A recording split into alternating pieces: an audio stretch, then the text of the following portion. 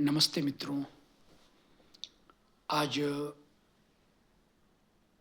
बहुत ही विवादित मकर संक्रांति की तिथि 2026 में है।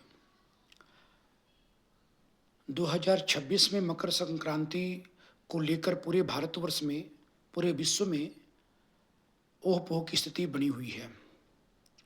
वह इसलिए कि मकर संक्रांति जो परंपरा के अनुसार लोग मना रहे हैं, वह 14 जनवरी को लोग मनाते हैं। परंतु पंचांग और शास्त्र के अनुसार हम अगर मकर संक्रांति मनाने आते हैं तो यह 15 तारीख को होगा, 15 जनवरी को होगा। चूँकि परंपरा के अनुसार लोग 14 जनवरी 2026 को मनाते हैं, परंतु शास्त्र सम्मत कहने का अर्थ यह है कि सूर्य जब धनु राशि को छोड़कर मकर राशि में प्रवेश करेंगे तो उस क्रम को मकर संक्रांति होती है, उसे मकर संक्रांति कहा जाता है।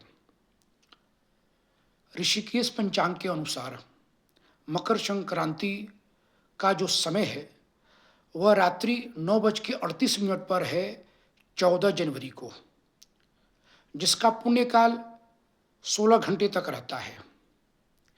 इस अर्थ में यह समझा जाए कि 15 तारीख को सुबह में हम आराम से किसी भी नदी में, तालाब में, गंगा जी में, संगम में, पूरे भारत की नदियों में हम 15 जनवरी को सुबह में स्नान करके,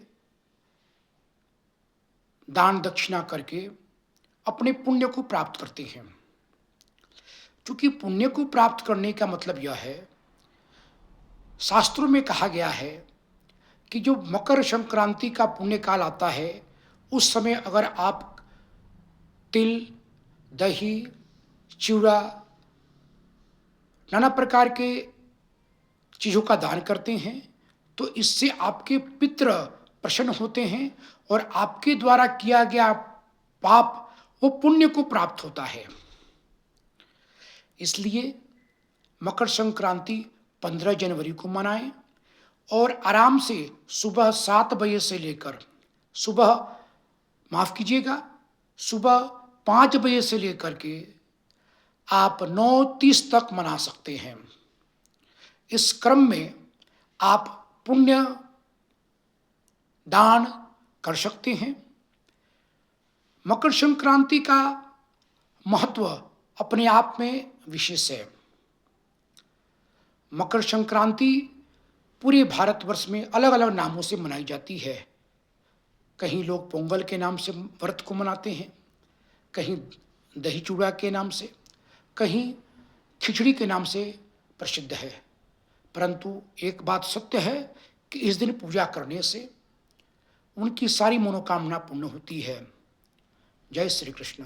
हर हर महादेव। मैं पंडित शंभुनाथ उपाध्याय, रावण संहिता ज्ञाता, रांची, झारखंड। आपका कार्य होना चाहिए।